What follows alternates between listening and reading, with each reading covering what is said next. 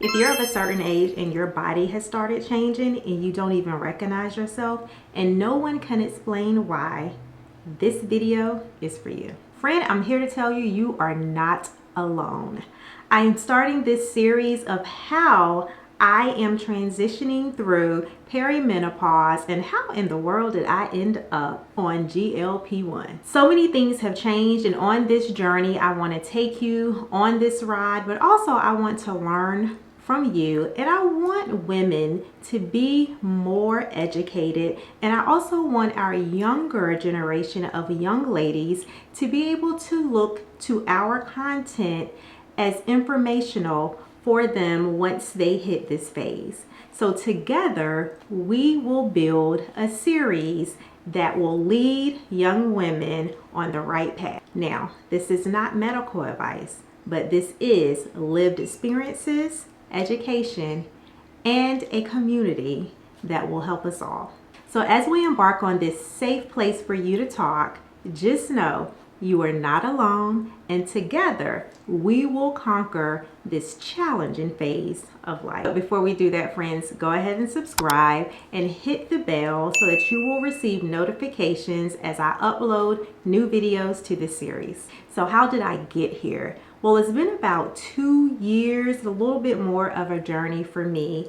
I am currently 47 years old, and the last 2 years have been a trying time. I'm not going to get into all the specifics because I did create a video on TikTok for my followers, and you're welcome to go there and get caught up. I have a part 1 and a part 2.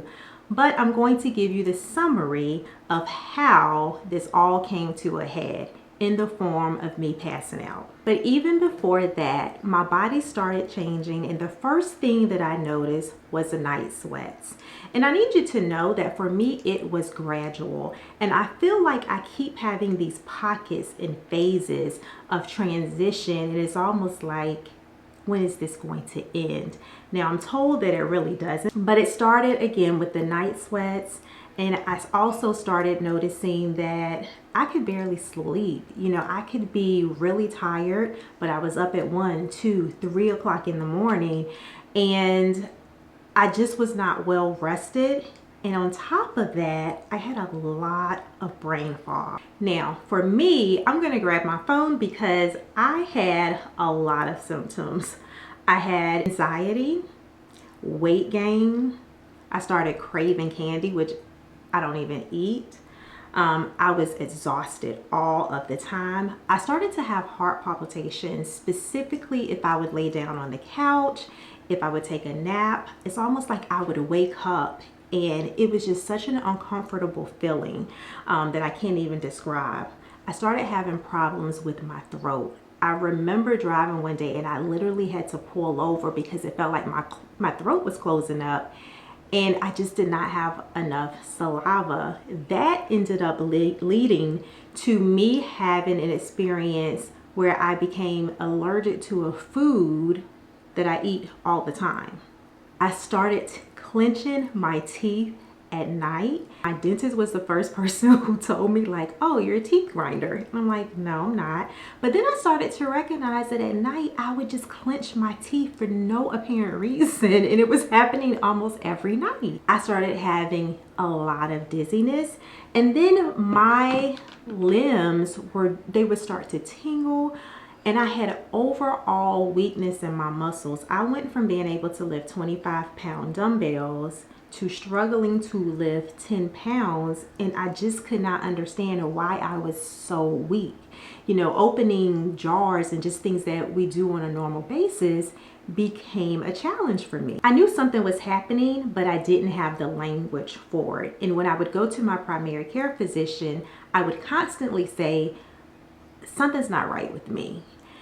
Unfortunately for me though, I also have endometriosis. So one thing that you all may have that will be working for you is that you can request for your hormones to be tested. I could not do that. Because of endometriosis, I started out taking birth control in my teens. and I would take it continuously so that I would skip a cycle. And by doing that, it ensured that I was not in pain because I didn't have the cycle that created that pain, right?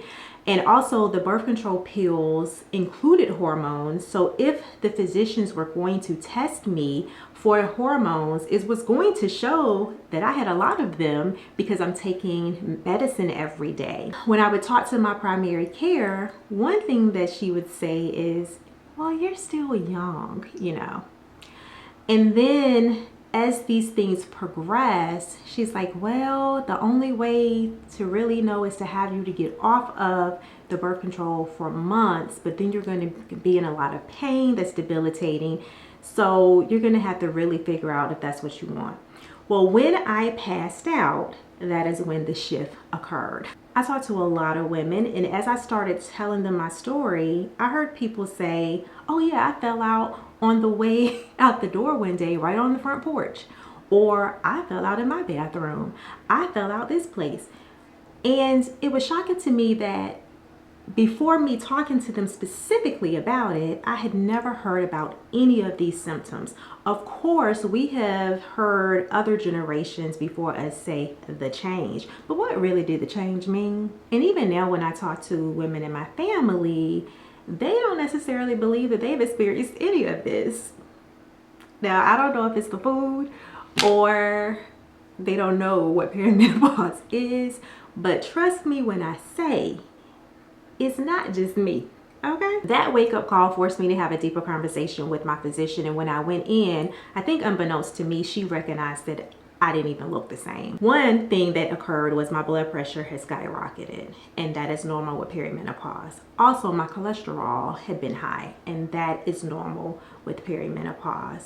And the first thing that she said to me is, I need you to go to your OBGYN. When I went to the OBGYN, and trust me when I tell you all, this is not medical advice. This is my journey. You talk to your doctors and you do what is best for you and you do your proper research.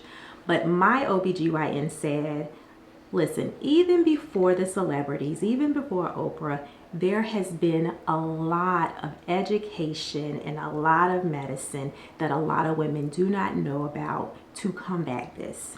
She said, you are safe. You are not the only person going through it. She was actually going through it herself. And she said, this we can fix. She immediately prescribed me hormone replacement therapy. And I take the patch twice per week. I was actually going to show you all the patch, but unfortunately I'll have to do that in later videos because for some reason, these pharmacies now, they run out of medication. This is the first time it has happened to me. I'm currently without it.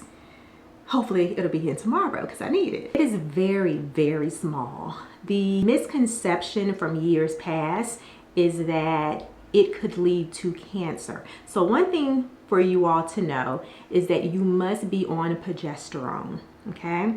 So for me, the birth control pill that I take now includes progesterone because you have to be taking progesterone before you start hormone replacement therapy.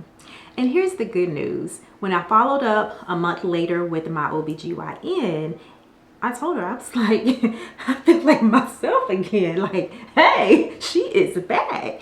I was starting to have more mental clarity. I was sleeping a little bit better. She also talked to me about making sure I was taking magnesium supplements.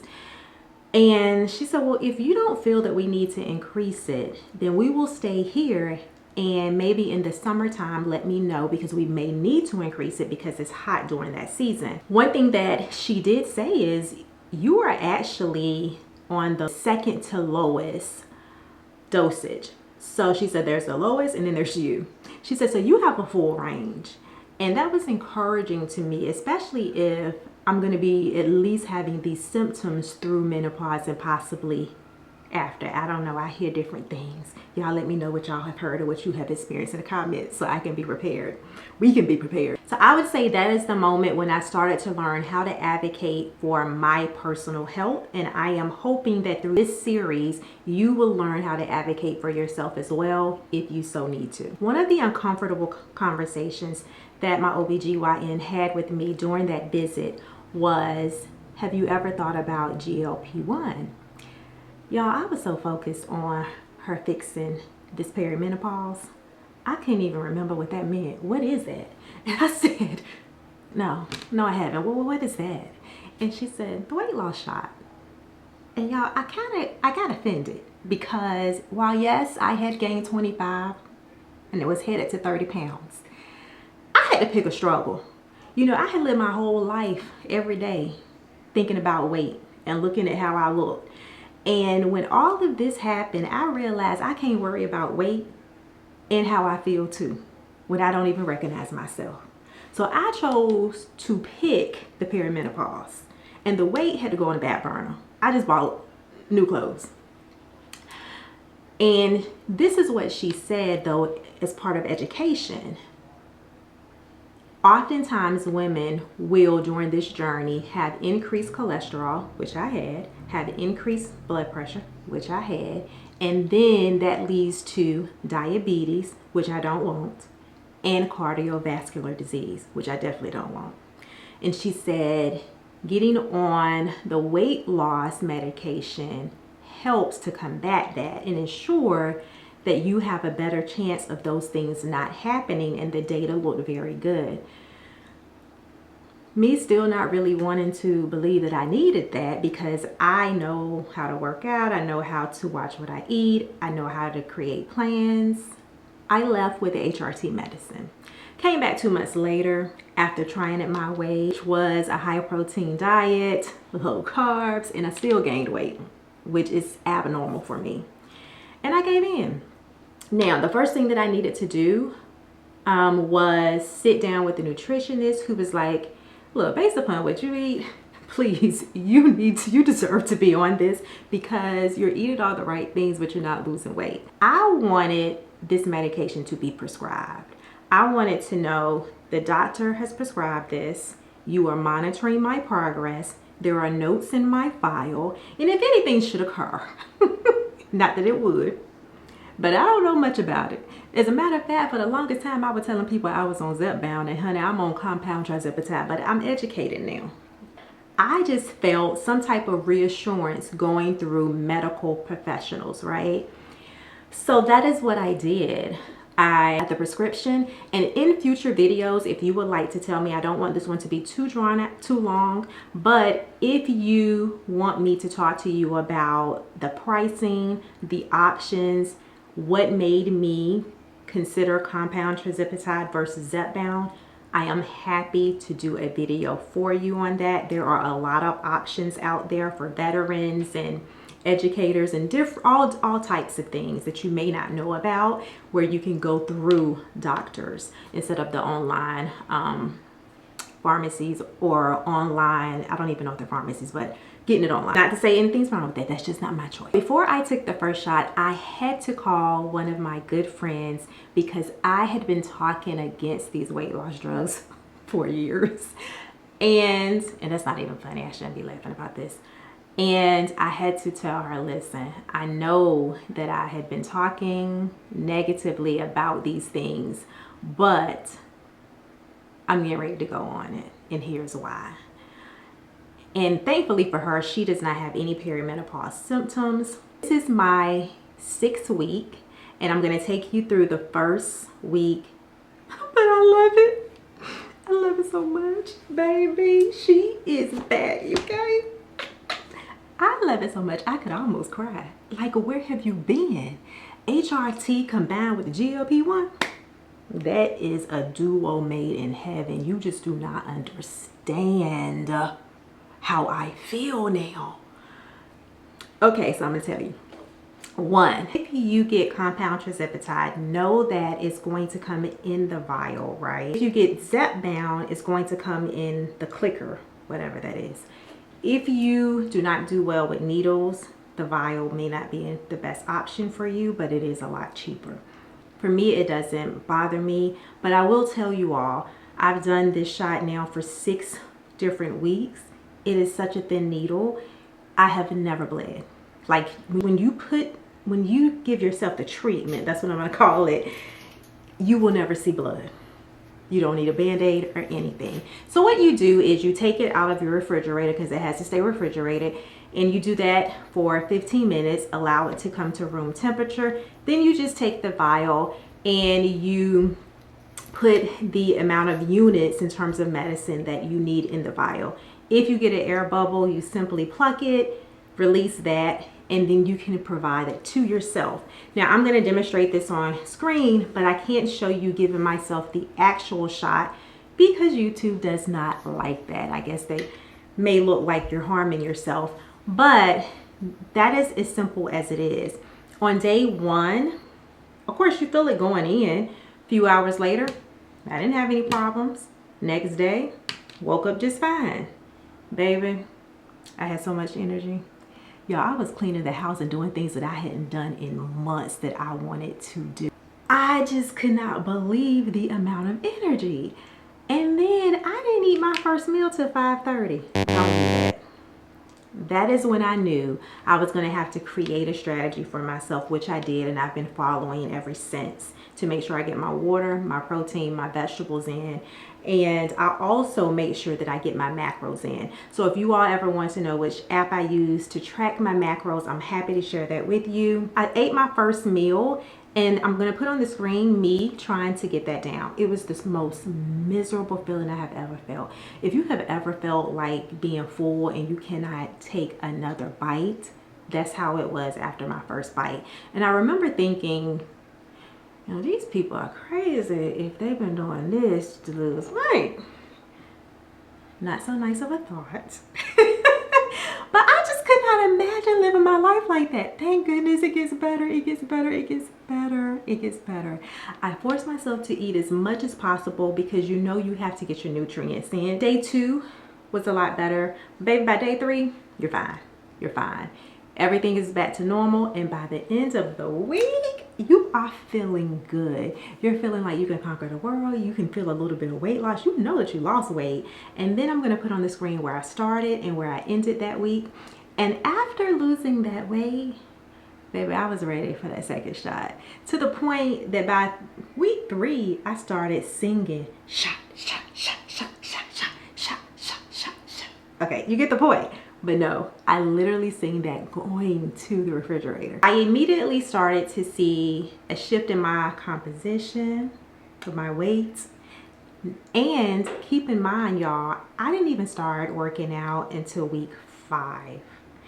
And I started this treatment the week after Thanksgiving. So I did go through Christmas on it, and I cooked a lot of food, so I want to give you all what happened that week as well in my future video. I can't say my relationship with food is different because you're going to learn when I do what I eat in a day and what I eat, you know, in a week.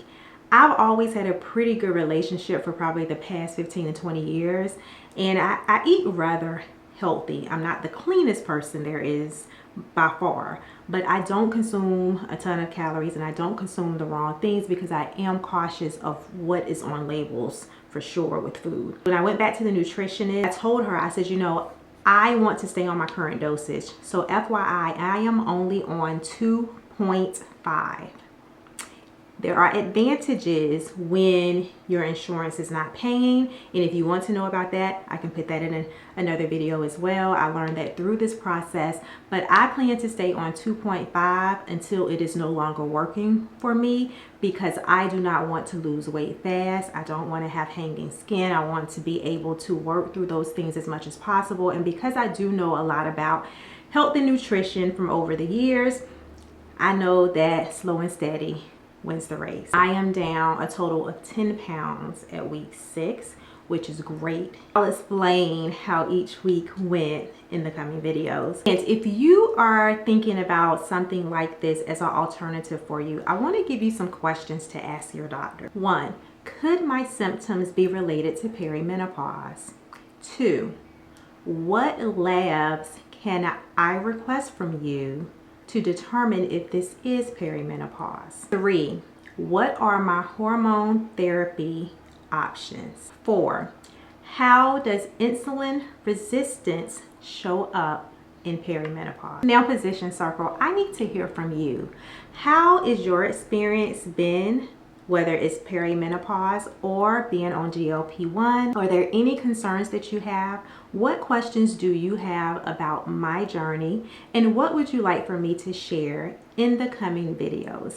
This series is for you just as much as it is for me, and I truly want this to be a safe place where we can discuss these things, empower women to elevate not only their homes, but also their health and wellness. So if no one has told you yet, you are not broken. You may not have had the communication in the past, but we're getting ready to create a prompt for that you can take right to your physician. Stay positioned and stay elevated. Until the next video, bye.